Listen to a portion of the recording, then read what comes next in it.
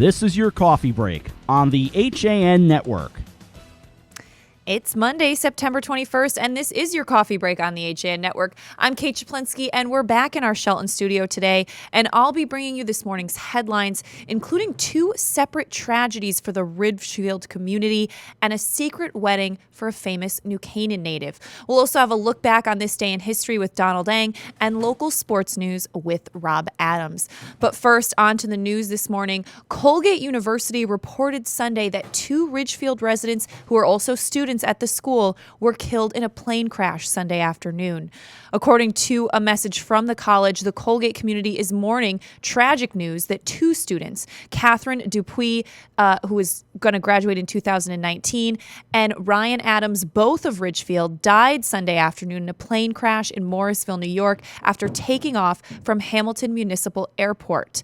Syracuse.com reported that the small plane crashed in the woods in Morrisville earlier Sunday, killing the plane's two occupants. 911 calls reportedly came in around 12:45 in the afternoon.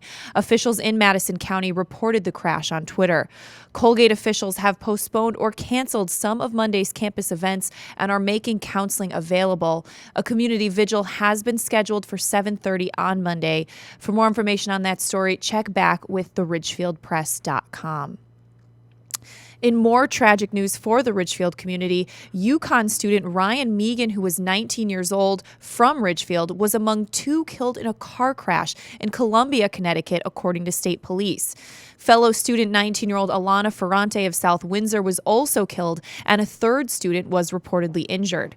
According to a crash report by the State Police Troop K, a tractor trailer was traveling east on Route 66 before the junction of West Street in Columbia when the student's car was traveling south on West Street prior to the Route 66 junction.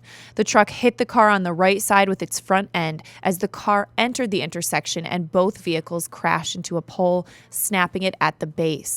The truck driver, Adolfo Lopez of Hartford, was transported to Windham Hospital with minor injuries, and the car's driver was transported to Windham and then transported via Lifestar helicopter to Hartford Hospital with serious injuries.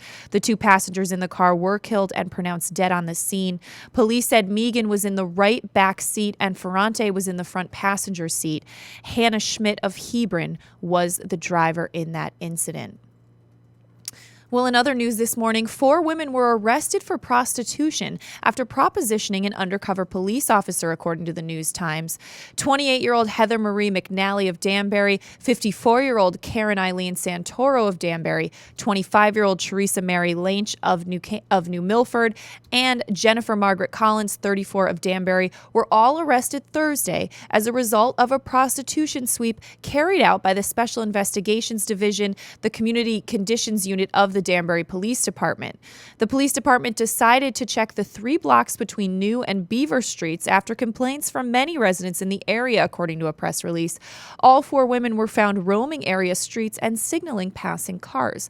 They were arrested after they entered the undercover police officer's car and offered to have sex with him for money. Lynch was also charged with possession of drug paraphernalia. Collins was charged with possession of narcotics and possession of drug paraphernalia. The 4 women were released from the police station on a promise to appear in court. Well, according to the Valley Independent Sentinel, a drug-addicted Ansonia police officer was ripping open evidence bags to grab cocaine and raiding medicine drop-off boxes to get painkillers, according to an arrest warrant from the state police. The officer, Matthew Massero, cast a web of deceit, once claiming he failed a drug test because powdered cocaine accidentally ended up on his face as he inspected a bag he found on the street. The arrest warrant was made available to the public Thursday. It provides the first public details about the investigation into Massero. It explains why state police camped outside the Ansonia Police Department in September 2013, scouring the building's evidence room. Massero, who is a decorated Ansonia police officer for 12 years before he retired during the investigation, now faces 3 felony charges: illegal alteration of records, possession of narcotics, and second-degree larceny. The state police probe of narcotics kept in the evidence room of the Ansonia Police Department found 45 criminal cases which show signs of tampering. The situation has the potential of far-reaching effects on multiple cases, according to the arrest warrant. The warrant does not itemize each suspected case of tampering. State police allege Massaro carefully chose which evidence bags to target. There's a lot more on that story at valleyindy.org. Well, in other news, a secret wedding was reported by the New York Post for actress and New Canaan native Allison Williams, who's 27 years old and married out west to her College Humor co-founder Ricky Van Evan, who's 34 years old. This happened Saturday, September 19th. Her father, newsman Brian Williams, who will be returning to the air shortly at MSNBC, gave the bride away in front of a variety of celebrity guests that included Bruce Springsteen and Tom Hanks, who officiated. Rock star John Mayer performed. Allison reportedly wore a custom-made Oscar de la Renta gown. Well, residents will get a chance this week to hear about plans for improvements at Silver Sand State Park in Milford and to comment on them. Connecticut's Department of Energy and Environmental Protection will hold a public information meeting in Milford to present plans for improvements to the park. That's coming up this Thursday, September 24th at 6:30 at Milford City Hall. The DEEP will present plans it has developed for Silver Sands, including adding public bathrooms, changing areas, lifeguard and law enforcement space, and a snack bar with a wraparound deck. State officials have said that when the improvements are complete, there will be an admission fee to the park, as there is at other state parks. Today, entrance to the park is free. The agenda for Thursday's public meeting will consist of a presentation of the project's plans, followed by an opportunity for question and answers in a one-on-one format with staff. The meeting will conclude with time for citizens to provide public comment on the project. The project is the next phase of many years of improvements at Silver Sand State Park, according to the state DEP. The state of Connecticut has invested more than $10 million since 1960 in acquiring property, addressing landfill closure, and adding park amenities, including the Silver Sands Boardwalk. The project is also part of the DEP's Lead by Example effort and includes many features intended to enhance the environmental sustainability of the area. The new restrooms will be on an elevated deck above the flood zone and behind sand dunes. Wildlife habitat improvements are part of the project, and the parking area will include spaces for electric vehicles and handicapped parking. Well, I'm going to throw it over to Rob Adams right now for a look at today's weather. It's a gorgeous day, Rob. It's a little cool out, but I love it. Yeah, it's a beautiful day, Kate. Good morning to you and good morning, everyone. We've got a high of 72 for today with a northeast wind, 10 to 15 miles per hour. Gusts up to 25. Keep that in mind. We did see the gusts yesterday throughout the region. 72 or 52 and mostly cloudy tonight, 72 tomorrow with a repeat all over again. A mostly cloudy day, low 52 tomorrow night, 75 for Wednesday and sunny, mostly clear and 52 for Wednesday night, 75 and sunny for Thursday, mostly sunny and 72 for Friday. Looking good right on through the weekend until we hit Sunday. We drop into the upper 60s. Right now, Darien has 64, Ridgefield has 62, and here in Shelton, we have 64 degrees. All right. Thanks, Rob. Well, we're going to take a quick break, come back with Donald Dang and his history report. Rob's going to give us a look at local sports, and we have a lot more news coming up on your coffee break after this. When you experience a sports injury, you want to get better and fast. Coastal Ortho Express gives you direct access to orthopedic care quickly. Their physicians are fellowship trained in sports medicine at world-class universities and are also team doctors for area football teams. For specialized personal care of sports injuries, go to Coastal Ortho Express. Open Monday through Saturday in the iPark building, 761 Main Avenue in Norwalk, or coastalorthoexpress.com. Coastal Orthopedics, keeping you on the move. Alliance. We are an industry leader in coordinating transportation for large events such as corporate road shows, conferences, and special events. Our team of experts understands the dynamics and logistics of high-pressure situations and complex arrangements, all within a rapidly changing environment. Since 1999, we have added charter jets, event management, and personal protection to our range of services. Mention this ad for $25 off your next round-trip reservation. Alliance and you. Together, we can achieve the extraordinary. 855-546-6996 or alliancelimo.com. While the temperatures are cooling down, the fall bite is heating up. Albies, bonita, blackfish, alligator blues, and stripers are following the large schools of bait that are abundant in the Long Island Sound. If you love the New England coast during autumn, this is the time to be on the water.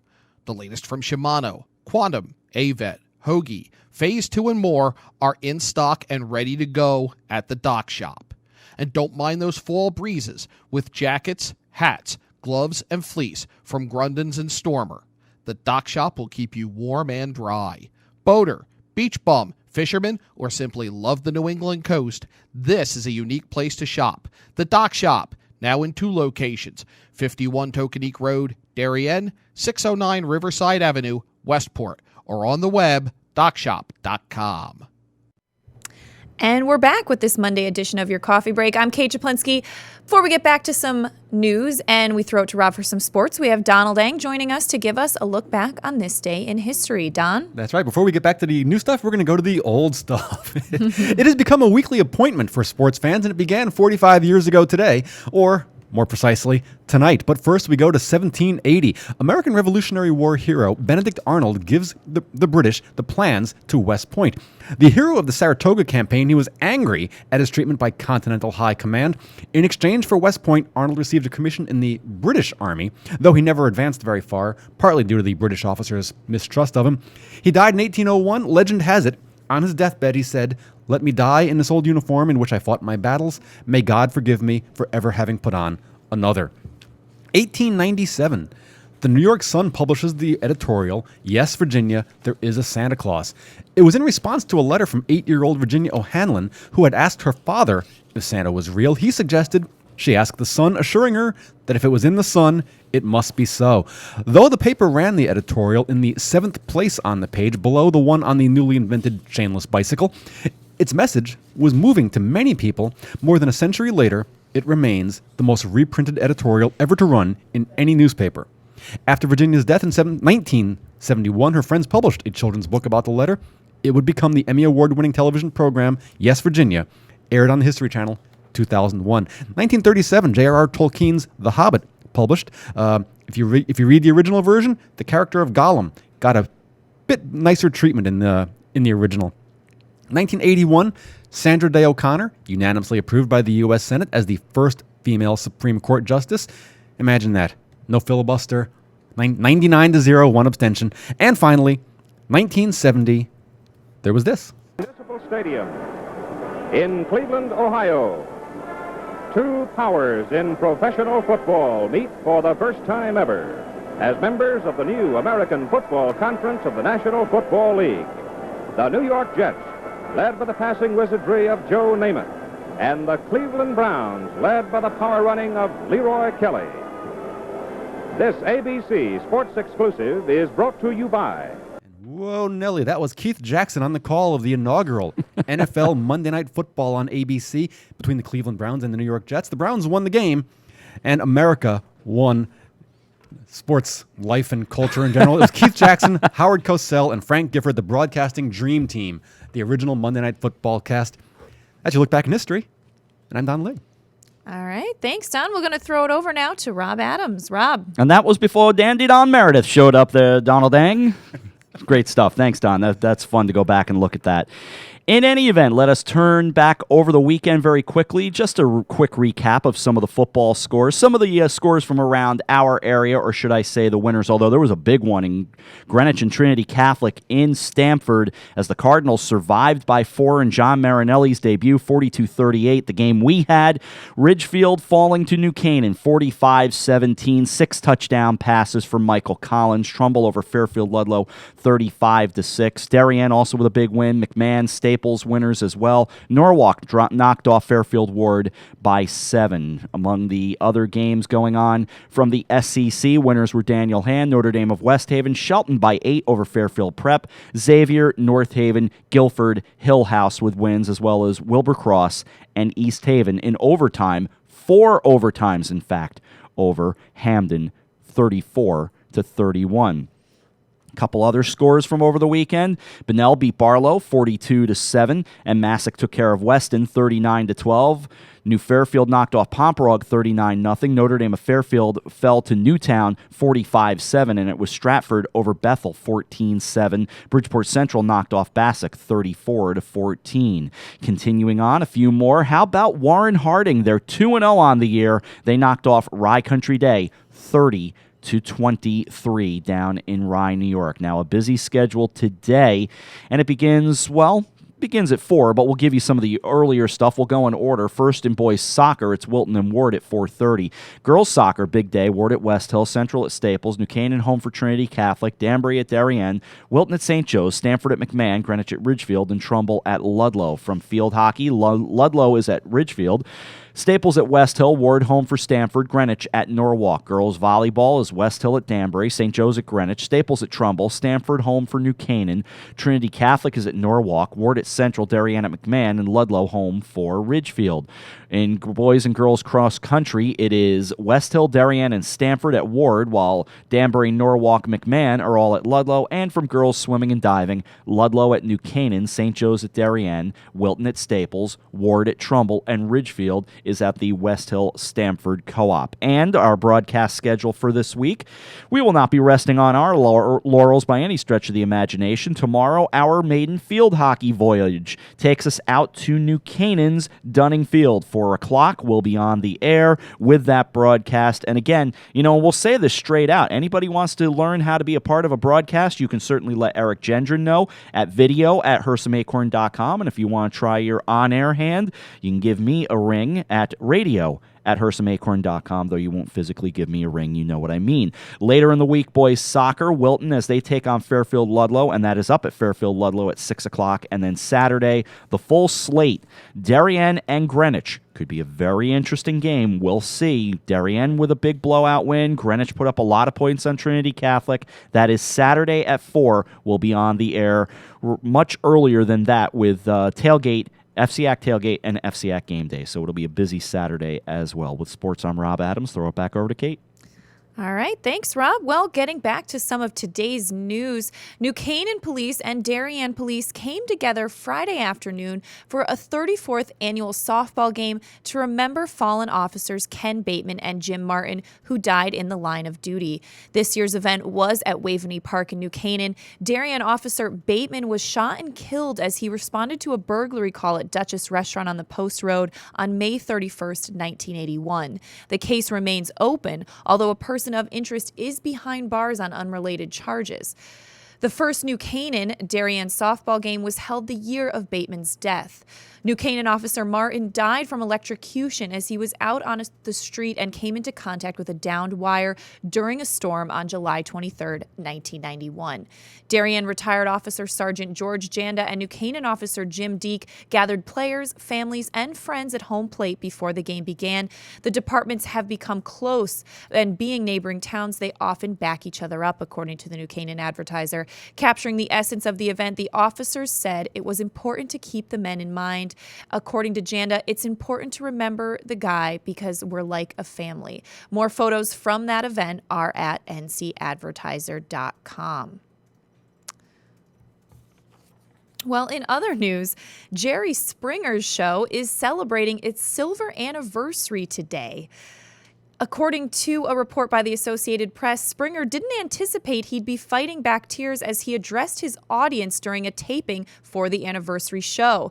Springer said, "Know this, there's never been a moment in the 25 years of doing our show that I ever thought I was better than the people who appear on our stage," he said. "I'm not better, only luckier." Springer, who is 71 years old, is all aboard for another year of The Springer Show and plans to stay as long as he's healthy. Upcoming episodes include Spontaneous Sex Mistakes, Big Girls Bring It, and a lot more. It's been a long time since the Jerry Springer Show was a sensation and a threat to civilization as we know it. Now it's become a dependable daytime comedy, according to the Associated Press, seen regularly by about 2 million people each day and rarely noticed by others. Springer has his theories about why his show has endured. Since the dawn of civilization, he said, people have been fascinated by the behavior of others, particularly when it is outside society's norm. Well, in other news, Congressman Jim Himes recently introduced an amendment that would alter the Defund Planned Parenthood Act of 2015 so that no funds could be stripped from the Women's Health Organization if a study by the Department of Health and Human Services showed that removing funds would increase abortions, HIV rates, or the rate of breast cancer. Himes said, "We already know that there is no federal funding used for abortions. The funds that this bill would cut off go to Planned Parenthood's other programs, for prevention, contraception, screening, and education. It doesn't take a huge logical leap to see that if you have less contraception, you'll have more abortions," he said. "If you have fewer breast cancer screenings, you'll have more women die of breast cancer." And he went on to say, if you cut funds for STD prevention and education, you'll have higher HIV rates. Himes said the services provided by Planned Parenthood that are paid for by federal funds save lives and prevent abortions. He said that's a fact I would think everyone would get behind, including those who call themselves pro-life. Well, the Bridgeport Rescue Mission recently named RD Cinto Inc. as their Corporate Compassion in Action honoree for the 2015 Restore Hope Banquet. Chairman Bob Cinto will accept the recognition at the Hilton Hotel in Stamford on Thursday, September 24th at the Bridgeport Rescue Mission's annual Restore Hope Banquet, which is a cornerstone of its annual campaign in support of the mission's ongoing programs and services in coastal Fairfield County. In choosing an honoree, the mission looks for corporations who are willing to put hands and feet to work to serve the hungry, homeless, and addicted, that advocate publicly for the poor and downtrodden of Fairfield County, and that commit financial and material resources to make a significant impact on the poor. Cinto explained the reason for his company's generous support of the rescue mission is, quote, "Everything we do here at RD Cinto Inc., we do with the idea of serving other people, and I don't think anyone does a better job of that than the Bridgeport Rescue Mission. It brings us a lot of joy, especially with families who are receiving coats that we collected for the winter. We get so much joy from helping others." When asked about his personal financial contributions to the mission, Cinto stated, "At the end of the day, I try to give where the money can be best used, where it reaches those in need. And with something like this, you know the Bridgeport Rescue Mission is reaching and helping men, women, and children in need." For information on the Rescue Mission's programs and services for homeless and hurting men, women, and children, you can visit bridgeportrescuemission.org. Well, average retail gasoline prices in Connecticut have fallen again, 6.1 cents per gallon in the past week, averaging $2.44 a gallon yesterday, according to Gas Buddy's daily survey of more than 1,500 gas outlets in Connecticut. This compares with the national average that has fallen 3.7 cents per gallon in the last week to $2.29 a gallon, according to the gasoline price website gasbuddy.com. Including the change in gas prices in Connecticut during the past week, prices yesterday were 120 cents per gallon lower than the same day 1 year ago and are 25.9 cents per gallon lower than a month ago. The national average has decreased 34.1 cents per gallon during the last month and stands 104.2 cents per gallon lower than this day 1 year ago. Well, going to throw it back over to Rob Adams for another look at today's weather. Rob? Indeed, nice looking day outside, mostly sunny and 72, 52 and mostly cloudy for your low tonight. Partly cloudy tomorrow morning, 72 for the high. 52 tomorrow night as we're partly cloudy again, then clearing. Sunny and 75 for Wednesday, mostly clear and 52 for Wednesday night. Moving to Thursday, sunny and 75. 72 and mostly sunny for Friday, 72 mostly sunny for Saturday, sunny and 68 for Sunday as we get into the reality of fall. Darien has 65, Ridgefield has 63, and it's 65 right here in Shelton, Kate. All right, thanks, Rob. Well, we're going to take another quick break and come back with more news after this.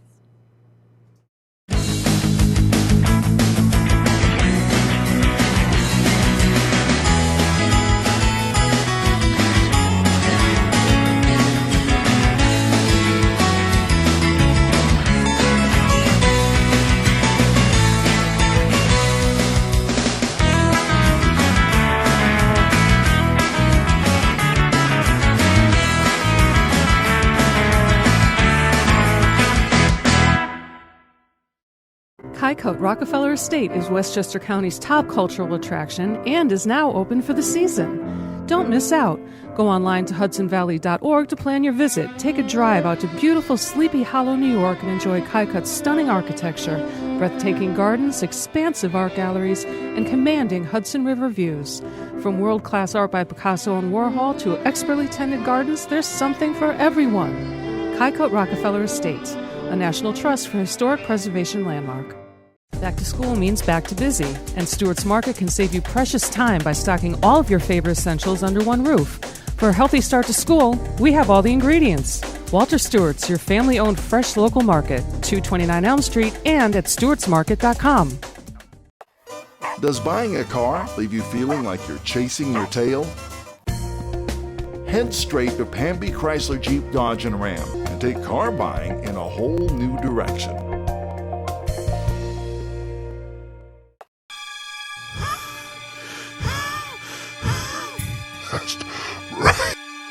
Have no fear. HAN Network's Fast Frights movie contest is here. Can your film make the cut? Submit your 3-minute scary movie today for a chance to win a DJI Phantom 3 drone, sponsored by Milford Photo. The only thing to fear is missing the deadline.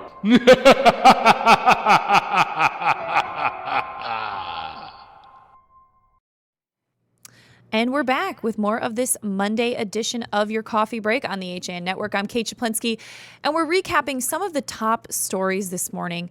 Colgate University reported Sunday that 2 Ridgefield residents who are students at the school were killed in a plane crash Sunday afternoon. A statement from the college read, "The Colgate community is mourning tragic news that 2 students, Catherine Dupuy and Ryan Adams, both of Ridgefield, Connecticut, died Sunday afternoon in a plane crash in Morrisville, New York, after taking off from Hamilton Municipal Airport." Syracuse.com reported that a small plane crashed in the woods in Morrisville earlier Sunday, killing the plane's 2 occupants. 911 calls reportedly came in around 12:45 that afternoon. Officials in Madison County initially reported the crash on Twitter. Colgate officials have postponed or canceled some of Monday's campus events and are making counseling available. A community vigil has been scheduled for 7:30 Monday. In more tragic news for the Ridgefield community, UConn student 19-year-old Ryan Megan, also of Ridgefield, was among 2 killed in a car crash in Columbia, Connecticut, according to state police. Fellow student 19-year-old Alana Ferrante of South Windsor was also killed, and a 3rd student was reportedly injured. According to a crash report by State Police Troop K, a tractor-trailer was traveling east on Route 66 before the junction of West Street in Columbia when the student's car was traveling south on West Street prior to the junction. The truck hit the car on the right side with its front end as the car entered the intersection, and both vehicles crashed into a pole, snapping it at the base. The truck driver, Adolfo Lopez of Hartford, was transported to Windham Hospital with minor injuries, and the car driver was transported to Windham and then transported via Lifestar helicopter to Hartford Hospital with serious injuries. The 2 passengers in the car were pronounced dead on the scene. Police said Megan was in the right back seat and Ferrante was in the front passenger seat. Hannah Schmidt of Hebron was reportedly the driver. Well, in Danbury, 4 women were arrested for prostitution and propositioning an undercover police officer. Those suspects include Heather McNally, 28, Karen Eileen Santoro, 54, Teresa Mary Lange, 25, and Jennifer Collins, 34, who were all arrested Thursday as a result of a prostitution sweep carried out by the Special Investigations Division and the Community Conditions Unit of the Danbury Police Department. The police department decided to check the 3 blocks between New and Beaver Streets in Danbury after complaints from many residents in the area. All 4 women were found roaming area streets and signaling passing cars, police said. They were arrested after they entered the undercover police officer's car and offered to have sex with him for money. Lynch was also charged with possession of drug paraphernalia. Collins was charged with possession of narcotics and drug paraphernalia, and the 4 women were released from the police station on a promise to appear in court. Going to throw it to Rob Adams for one more look at today's beautiful weather, as well as maybe a sneak peek of what's coming up on Nutmeg Sports at 2 o'clock. Rob? Kate, thank you. Mostly sunny and 72 today. Beautiful day, but keep an eye on the wind. It's going to be a northeast wind 10 to 15, gusts to 25. Tonight, mostly cloudy, lows in the lower 50s. And again, the wind stays pretty strong, 5 to 10 from the northeast, but it gusts to 20 as we get further into the evening. Tuesday, mostly cloudy with a high of 72, but a low of 52, partly cloudy tomorrow night, then clearing. 75 and sunny for Wednesday, mostly clear, and 52 for Wednesday night. Sunny and 75 for Thursday. 72 is the high for Friday. Sunny conditions, mostly sunny Saturday, and 72, 68 on Sunday with sunny skies. Darien has 65, Ridgefield 63, Shelton has 65 degrees. As for Nutmeg Sports, Donald Eng and I continue to climb through the collection of videos and interviews and various minutiae we did through our FCAC tour, and Don and I will go over some of the weekend items and get you all set for this week as well. But that's it for this side of the table. Kate, back over to you. All right. Thanks, Rob. Well, we're going to wrap up this Monday edition of your coffee break. I'll be back tomorrow at 11. And as you heard Rob say, Nutmeg Sports is coming up today at 2. Have a great day, everyone.